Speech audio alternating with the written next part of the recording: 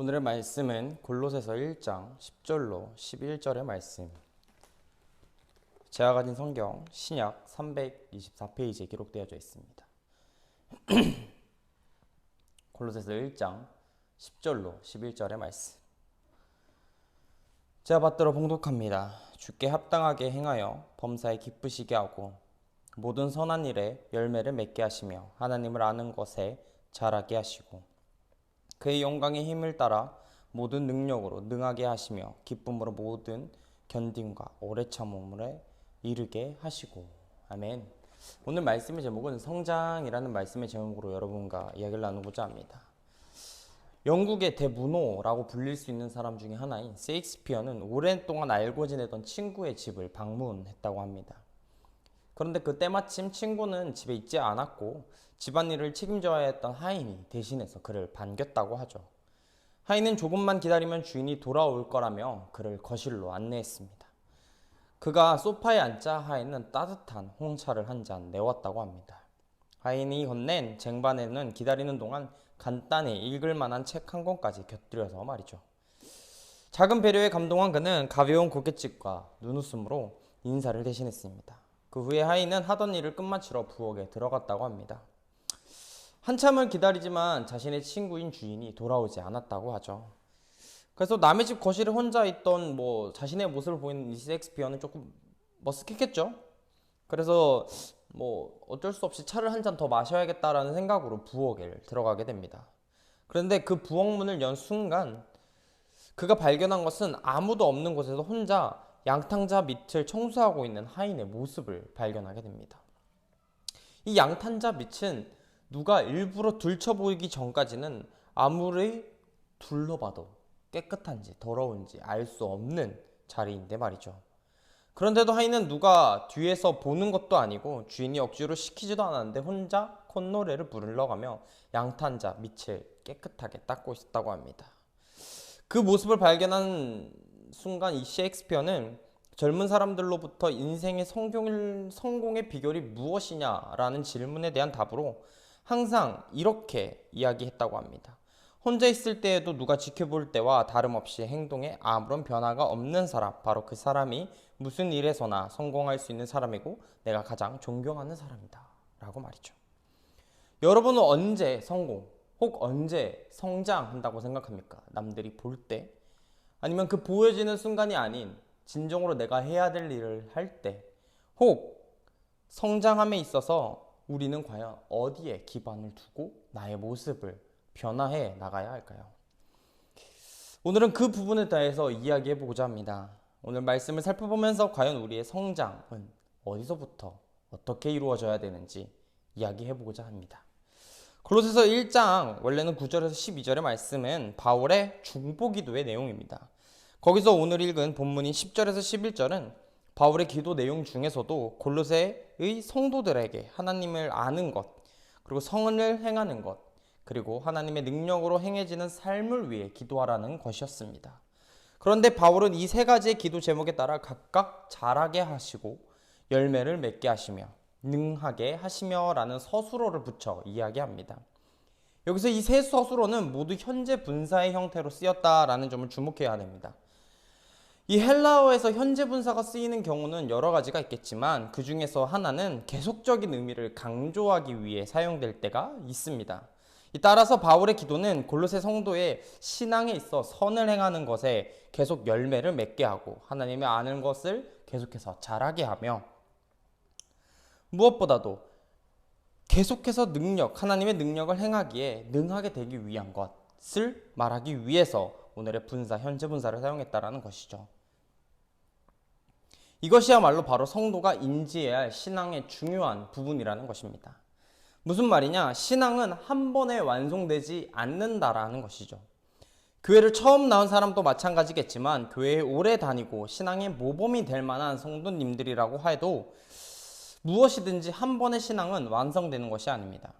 하나님의 뜻을 한 번에 알았다고 해서 선을 한 번 행했다고 해서 또 하나님의 능력으로 한 번 행했다고 해서 온전한 신앙을 가진다는 것은 어찌 보면 이 교만한 마음이라고 할 수 있겠죠. 누구나 한 번에 뭐든 성공한다고 그리고 그 모든 걸 이루어낸다면 그 얼마나 기쁘고 즐거운 일이겠습니까? 하지만 그것은 정말 쉬운 일이 아닙니다. 아니, 쉽고 이 어렵고의 문제가 아니라 우리의 인생의 길과도 같다고 이야기할 수 있겠죠.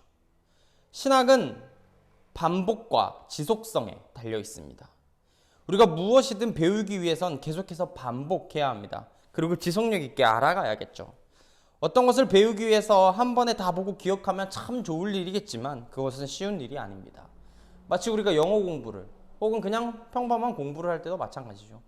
제가 지금 사회복지사 공부를 계속하고 있지만 거기서도 한 번 본다고 다 기억한다면 굳이 공부할 필요 없겠죠. 책만 그냥 읽으면 되겠지만 이 모든 공부엔 반복성과 지속성이 필요합니다. 신앙도 마찬가지라는 거예요. 기독교는 과거의 경험을 자신의 덕으로 삼는 종교가 아닙니다. 나의 미덕이 나의 모든 앞날을 대신해 줄 수 있는 티켓이 되지 못한다라는 것이죠. 계속해서 믿음의 역사가 일어나는 것이 바로 기독교의 신앙입니다. 그렇다면 우리는 무엇을 유념하며 살아가야 할까요? 바로 퇴보하지 않는 신앙을 길러야 한다는 것입니다. 즉 뒤로 물러나지 않고 앞으로 전진할 수 있는 혹은 그 자리에서 버티고 기다릴 수 있는 신앙을 말입니다. 이 사람들은 이야기합니다. 신앙을 완곡한 곡선에 따라서 이루는 성장이 아름다운 성장이라고요. 하지만 이는 정말 쉬운 일이 아니에요. 꾸준히 쭉 올라가는 신앙의 믿음엔 이 경지는 매우 어려운 것입니다. 제가 생각하기엔 아마도 신앙은 마치 계단이 단계 하나 올라가듯 성장하는 것이 아닐까라고 생각합니다. 즉 자라나는 신앙에 있어서 많은 사람들이 급격한 변화와 깨달음을 얻습니다. 그리고 그 시기가 한 번에 쭉 올라가고 나면 다시 평온한 시기가 오겠죠. 그 시간이 지나고 나면 사람들은 이 평온한 시기를 매우 지루하고 어렵게만 느낍니다. 그러다 보면 퇴보하는 경우가 생깁니다. 하지만 정말 중요한 것은 한 번에 모든 것을 완성할 수 없는 신앙을 빠르게 습득하려고 노력하다 보면요, 분명히 퇴보가 아닌 다른 방향으로 나아가는 자신을, 즉 잘못된 방향으로 걸어가고 있는 나를 발견하게 될 것입니다. 그렇게 우리는 주님께 매달리는 삶을 살아야 한다는 것이죠. 12절을 살펴보면 바울은 골로새 성도들이 하나님께 감사하게 하시기를 간구하면서 자신의 기도를 마감하고 있습니다. 성도가 주님 안에서 살아간다는 것은 참으로 많은 것에 대해 감사하도록 합니다. 즉 우리는 주님을 아버지라고 부를 수 있는 것, 이 관계의 변화에서부터 시작하는 것입니다. 신앙의 성장은 거기서부터 시작된다고 해도 과언이 아닙니다. 세상에서 가장 의미 있는 것을 찾기란 매우 어렵습니다. 여러분에게 있어서는 가장 의미 있는 것이 무엇일까요? 성장함에 있어서. 돈과 명예, 아니면 소중한 가족들, 친구들과 나의 주변에 있는 많은 사람들이 될 수도 있지 않을까요? 그것도 사실은 너무나 소중합니다. 소중하지 않다고 이야기하는 것이 아니라 우리가 살아가는 데 있어서 가장 중요한 부분이라 이야기할 수 있겠죠.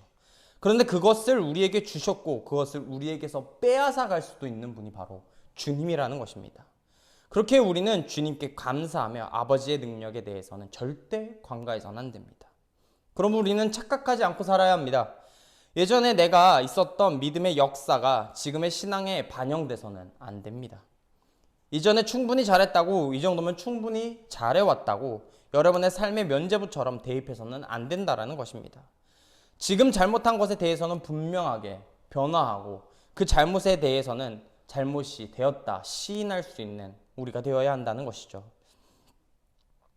그 잘못의 한 번의 실수, 여러 번의 실수로 인해 주님은 그러한 자를 버리시지 않습니다. 왜냐고요? 12절의 말씀처럼 아버지로서 여러분을 품을 준비가 이미 완료되어져 있으시기 때문이죠. 그렇게 우리는 포기하지 않으시는 주님을 바라보면서 계속해서 변화해야 합니다.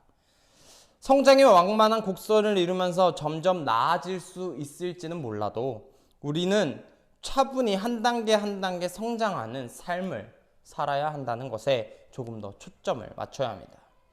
그 가운데서 아버지의 능력에 기대하시는 여러분이 되시기를 바랍니다. 여러분의 삶에서 주님이 없는 것 같고 내 인생이 불행만으로 가득 차 있는 것 같다고 생각드시는 분이 혹 계십니까? 그렇다면 주위를 둘러보십시오. 분명히 여러분을 위해 주님은 사람을 먼저 붙여주고 있으시며 직접적인 개입이 없다고 느껴지는 순간에도 주님은 여러분을 위하여 같이 아파하고 속상해하고 계십니다. 여러분, 우리는 성장해야만 합니다. 더뎌 보이고 어려워 보이는 과정이 여러분 앞에 놓여 있을지라도 여러분이 성장하고 있지 않는 것 같고 어려움만이 닥쳐오는 것처럼 보이는 그 시기에도 다음 단계를 나아가기 위해 충분히 그 자리에 준비하는 여러분이 되십시오.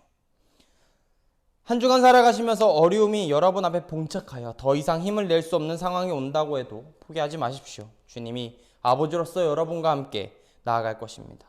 그리고 더디게 신앙이 성장한다고 해서 속상해하지 마십시오. 그 성장은 분명 한 걸음 한 걸음씩 차분하게 나아가고 있을 것입니다. 앞으로 나아간다는 것은 뒤로 밀어낼 수 있는 힘이 필요하겠죠. 그렇게 힘을 기르십시오. 앞으로 뛰어가기 위해 말입니다. 성장하기 위해서 여러분 포기하지 마십시오. 나아가기 위해 힘을 기르시는 여러분이 되시기를 바랍니다.